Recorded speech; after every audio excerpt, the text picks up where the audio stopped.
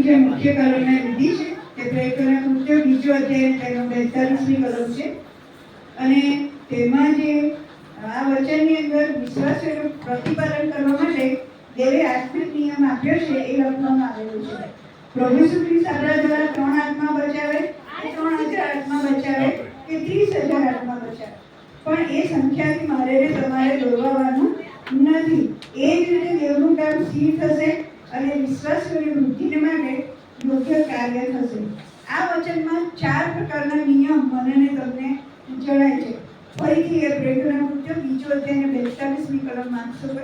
પ્રેરણા કૃત્યો બીજો અધ્યાય 42મી કલમ. તેઓ પ્રેરિતોના બોધમાં, સંગતમાં, રોટલી ભાંગવામાં તથા પ્રાર્થનામાં દ્રઢતાથી લાગુ રહ્યા. 4 બાબત ત્યાં જણાવી છે. પહેલી જે બાબત છે તે પ્રેરિતોના બોધમાં તેઓ દ્રઢતાથી લાગુ રહ્યા. પ્રેરિતોના બોધમાં તેઓ દ્રઢતાથી લાગુ રહ્યા. આ માટે મારે ને તમારે નિયમિત બાઇબલ અભ્યાસની જરૂર છે અને તેના ઉપર ભાર મૂકવામાં આવે તે ખૂબ જ જરૂરી છે. બાઇબલ મને ને તમને શું કહે છે કે તમે તમારા દેવા ભરી દો, તમે તમારા પાપ એકબીજાની આગળ અને દેવની આગળ કબૂલ કરો અને શું કહે છે કે તમારા હૃદયમાંની જે કંઈ મૂર્તિઓ છે એ મૂર્તિઓને તમે ફેંકી દો અને તો જ તમારા અને મારા જીવનની અંદર વિશ્વાસી તરીકે આપણે વૃદ્ધિ પામતા રહીશું. પણ ઘણી બધી વખત એવું થાય કે આ બધું કરવા છતાં આપણો જે વિશ્વાસ છે તે જોઈએ એવો સમૃદ્ધ કે એકદમ સ્પષ્ટ દ્રઢ હોતો નથી.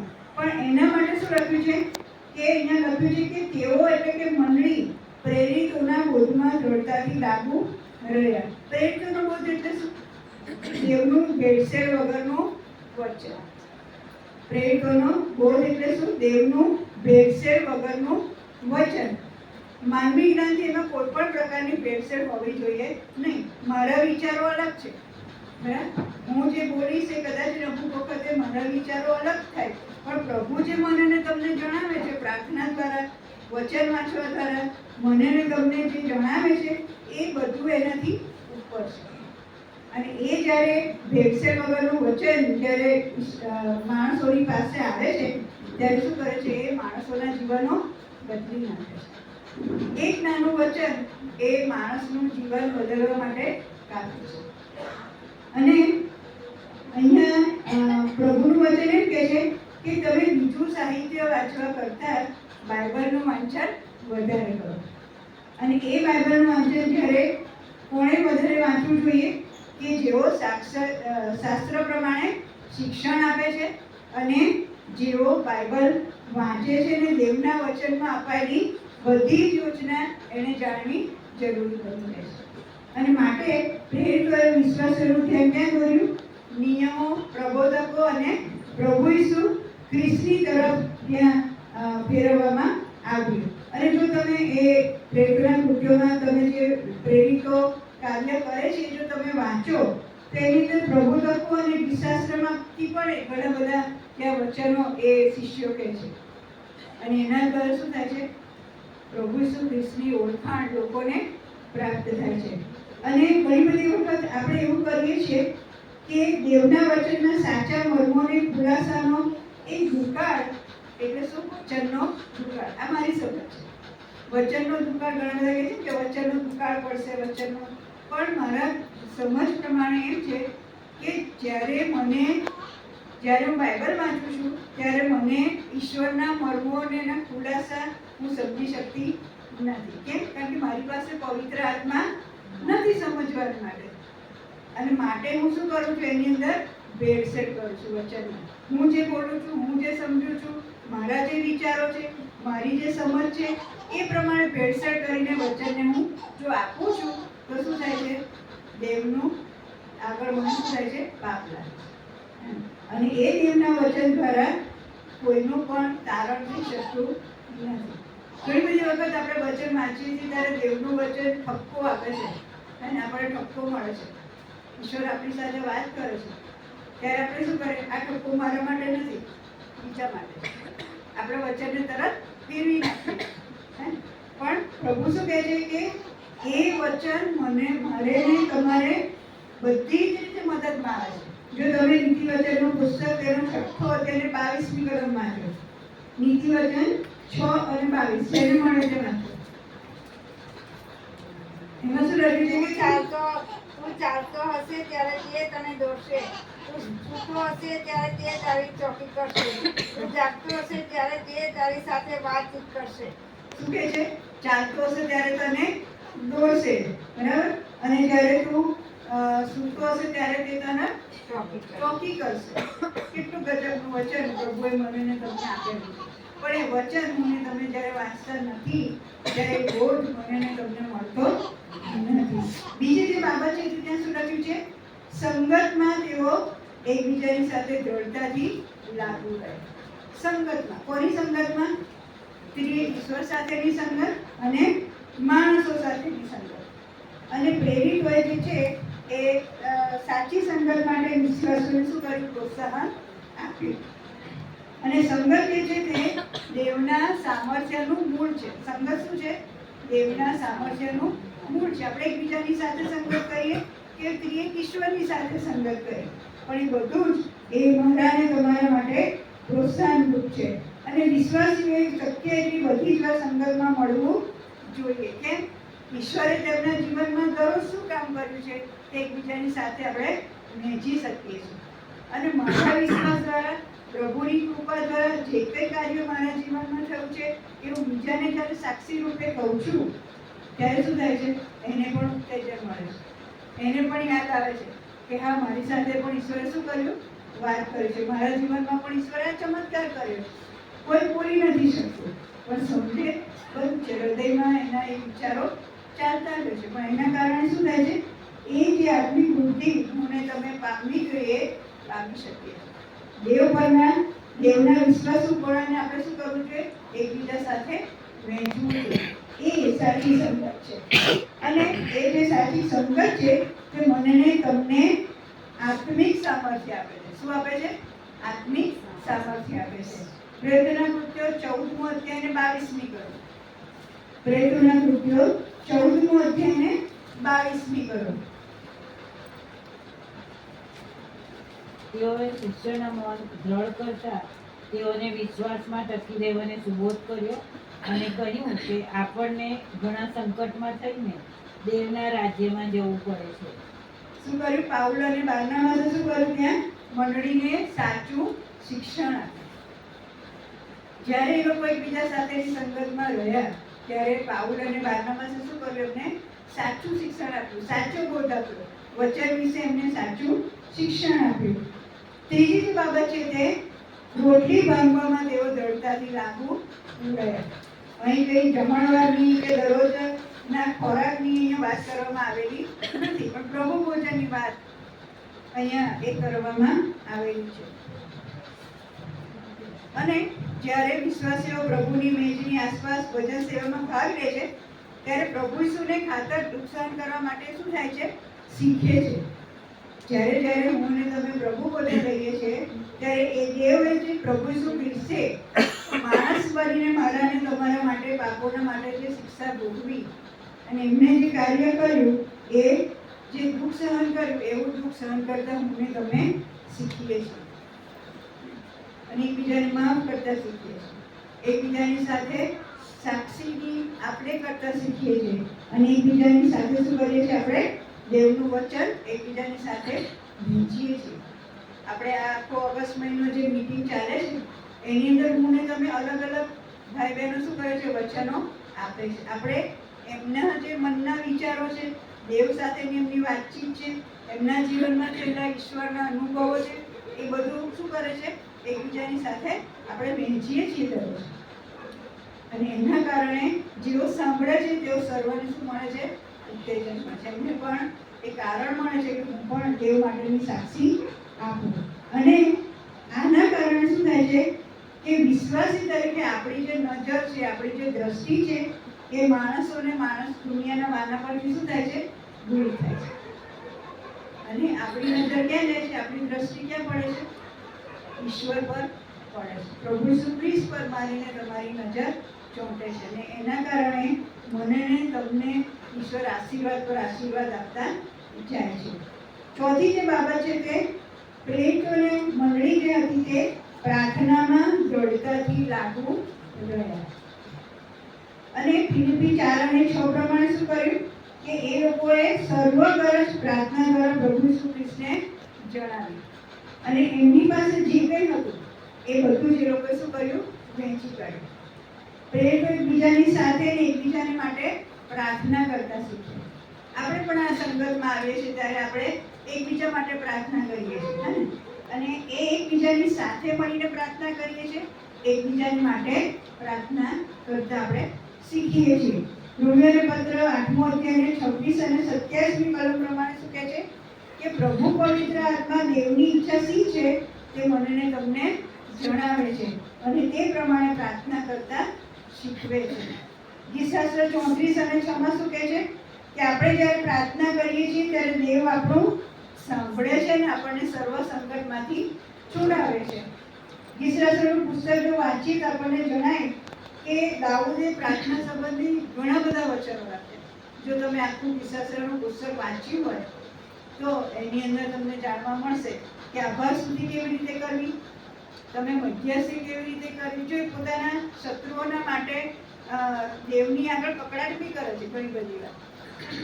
એમ કહેવાય કે દેવની સાથે એ લડે પણ છે કે પ્રભુ આ લોકો ભૂલતા ને ફાલતા જાય છે, સગળું હું તારી પાછળ ચાલું છું તોય મને કેમ ડાળો છે, હે ને? પણ પછી એને રિયલાઇઝ થાય છે, પવિત્ર આત્માની સાથે વાત કરે છે એટલે પછી શું કરે છે? પાછો દેવની પાસે આવે છે અને કહે છે પ્રભુ હું જાણું છું કે એમના દિવસો કેવા છે? ખુલતા છે અને માટે મારે એમની શું કરવાની છે? અદેખાઈ કરવાની નથી. અને એ પ્રાર્થના દ્વારા અમને તમે શીખી શકીએ છીએ. અને ઘણી બધી વખત મને ને તમને પ્રાર્થના કેવી રીતે કરવી ને આવડતું નથી. પ્રાર્થના શું કરવી ને એ પણ મને ને તમને આવડતું નથી, કારણ કે આપણે આભાર સ્તુતિ કરતા જ નથી. દરરોજ આભાર સ્તુતિ નથી કરતા. બધું ઈશ્વર પાસે માંગ્યા જ કરીએ છીએ. દુઃખ માટે ઈશ્વરનો આભાર નથી માનતા. ઈશ્વર સુખ આપે છે એના માટે આભાર માનવી જરૂરી છે, પણ દુઃખ આપે છે ને એના માટે પણ શું કરવું જોઈએ? ઈશ્વરનો આભાર માનવો જોઈએ. કેમ? કારણ કે દુઃખ દ્વારા મને ને તમને અનુભવ મળે છે. એ દુઃખ દ્વારા મને ને તમને આશા ઉત્પન્ન થાય છે. એ દુઃખ દ્વારા મને ને તમને પ્રભુ ઈસુ ખ્રિસ્તની ઓળખાણ થાય છે અને એ દુઃખ દ્વારા હું ને તમે પ્રભુ ઈસુ ખ્રિસ્તની પાસે આવીએ છીએ. માટે દરરોજ ઘરની અંદર મારે ને તમારે શું કરવું જોઈએ? દેવની આભાર સ્તુતિ કરવી જોઈએ. અને એ આપણા નાના બાળકો હોય કે મોટા બાળકો હોય એમને શીખવાડવું પડે. અને ગીતશાસ્ત્ર 144 અને 1 જે મારું પ્રિય વાક્ય છે, વચન છે, અને એમાં શું લખ્યું છે કે મારા હાથને યુદ્ધ કરતા શીખવે છે અને મારી આંગળીઓને લડાઈ કરતા શીખવે. કેટલું બધા બે હાથ ભેગા કરીને આપણે જ્યારે પ્રાર્થના કરીએ છીએ ત્યારે મોટી મોટી લડાઈઓ આપણે શું કરીએ છીએ? જીતી જઈએ છીએ. આ મારો પોતાનો પર્સનલ અનુભવ છે. આ વચન મૂકીને જ્યારે હું ને તમે પ્રાર્થના કરીએ છીએ, ઈશ્વર પર ભરોસો રાખીએ છીએ, ત્યારે શું થાય છે? ઈશ્વર મને તમને પ્રાર્થના કરતા શીખવે છે અને પ્રાર્થનાની અંદર એ મને તમને દુષ્ટની સામે લડતા શીખવે છે. ગીતશાસ્ત્ર 34 અને 1 માં દાઉદ શું કહે છે? હું સર્વ સમયે યહોવાને ધન્યવાદ આપીશ. આપણે દરરોજ ને દરરોજ ઈશ્વરની સંગત માંગતા નથી, માટે હું ને તમે સર્વ સમય યહોવાને ધન્યવાદ આપી શકતા નથી. એ ટેવ મને ને તમારે પાડવી પડશે. નીતિવચન 8 અને 34 માં શું કહે છે? જે મારું સાંભળે છે, દરરોજ મારા દરવાજા પાસે લક્ષ રાખે છે તથા મારી બાદશાહો આગળ રાહ જુએ છે તેને ધન્ય છે. કેટલું સરસ! આ ઈશ્વર પોતે કહે છે, દેવ પોતે કહે છે કે જે મારી બાદશાહો પાસે આવીને રાહ જુએ છે. બાદશાહ એટલે શું ખબર છે? દરવાજો પીક કરે એની આજુબાજુ જે આપણે ફ્રેમ ચોંટાડીએ એને શું કહેવાય? બાદશાહ કહેવાય. દરવાજાની અંદર પણ નહીં અને વચ્ચે પણ નહીં, પણ એ બાદશાહ પાસે ઉભા રહીને કોની રાહ જોવાની છે? દેવની રાહ જોવાની છે. અને ત્યાં શું કહે છે? મારા દરવાજા પાસે લક્ષ રાખે છે દરરોજ, અને જે મારું સાંભળે છે તેને ધન્ય છે. અને પ્રેરણા પુસ્તક 2 અધ્યાય 42ની કલમ પ્રમાણે મેં તમે શીખ્યા. શું શીખ્યા? દેવના બોધમાં, દેવ સાથેની સંગતમાં, એકબીજા સાથેની સંગતમાં, વચનને શીખવા માટેની સંગતમાં અને પ્રાર્થનાની સંગતમાં હું ને તમે મંડિયા રહીએ. બીજા લોકો શું કરે છે કે પછી હું મંડળીમાં કામ કરીશ કે પછી હું બીજી જગ્યાએ કામ કરીશ તો મને શો લાભ મળશે, એ બધું વિચારવું આપણું કામ નથી. ઈશ્વર મારાને તમારી નાનામાં નાની સેવાને પણ શું કરે છે? જીવડાવે. મારીને તમારી નાનામાં નાની એ સેવાને, નાનામાં નાની એ બાબત ઈશ્વર શું કરે છે? એ જુએ છે. અને જ્યારે ને જ્યારે મારા ને તમારા પગ સપડાય છે ત્યારે ઈશ્વર શું કરે છે? એમાંથી આપણને છોડાવે, બચાવે છે. અને મને ને તમને ને આપણા બાળકોને, આપણી પેઢીઓને ઈશ્વર શું કરે છે? આશીર્વાદ આપે છે. અને જો તમે પ્રેતોના કૃત્યો 5મો અધ્યાય 38 અને 39ની કલમ જો તમે વાંચો, એમાં લખ્યું છે કે હું બીજાઓના કામ કઈ રીતે બગાડે એ બધું જોવાની આપણે જરૂર નથી. એ તો ઈશ્વર પોતે જોશે કે દેવનું કામ કરે છે કે માણસનું કામ કરે. વાંચો પ્રેતોના કૃત્યો 5મો અધ્યાય 38 અને 39ની કલમ. હવે હું તમને કહું છું કે આ માણસોથી તમે આઘા રહો અને તેમને રહેવા દો, કેમ કે જો એ મત અથવા એ કામ માણસોનું હશે તો તે ઉતરી પડશે, પણ જો દેવનું હશે તો તે તમારાથી તે ઉતરાવી નંખાશે નહીં. તો કદાચ તમે દેવની સામે પણ લડનારા જણાશો. શું કહે છે? દેવ તરફથી નહીં મળે એને દેવ શું કરશે? પોતે તોડી નાખશે. માણસ પોતાના મનની યોજના જ્યારે કરવા જાય છે, દેવની યોજના એ નથી હોતી. હે ને? યુનાની યોજના ઈશ્વર સફળ કરી, તાર્સિસ રહેવા ગયો તો તોડી નાખી. હે ને? અને ઈશ્વરે એને પોતાની યોજનામાં સામેલ કર્યું. જો માણસો પોતાની રીતે કામ કરવા ચાહે છે તો દેવ એને શું કરે છે? એની બધી જે કાર્યો છે, કામો છે, બધાને શું કરે છે? દેવ તોડી નાખે. પણ જો દેવ તરફથી છે તો હું અને તમે એને હલાવી શકીશું પણ નહીં. અને એ જ્યારે આપણે કરીએ છીએ, જ્યારે દેવની ઈચ્છા પ્રમાણે ચાલતી બધી પ્રવૃત્તિઓ જે હોય છે એને જો હું અને તમે માન નથી આપતા તો હું ને તમે દેવની સામે થઈએ છીએ. વચન કહે છે પ્રેતોના કૃત્યો 5મો અધ્યાય 39ની કલમમાં લખ્યું. શું લખ્યું છે? તમે એમ કરીને દેવની સામા થાવ છો. માટે મારે ને તમારે શું કરવાનું છે? હવેના સમયમાં શું કરે છે? દેવ શું કહે છે? તારે તારો આત્મા પહેલો બચાવવાનો છે. તું આખી દુનિયાને બચાવીશ પણ તારો જ આત્મા નાશમાં જશે તો શું કામ? એટલે પ્રભુ શું કહે છે? તું પહેલા પોતે સજાગ બન, પોતે તૈયાર થા, તું પોતે બચ, તારો આત્મા પોતે બચાવ. અને એના માટે શું કરવાનું છે? પ્રેરિતોની જેમ શું રહેવાનું છે? પ્રભુની સંગતમાં, માણસોની સંગતમાં દ્રઢ અને મજબૂત રહેવાનું છે. ઈશ્વરના બોધમાં શું રહેવાનું છે?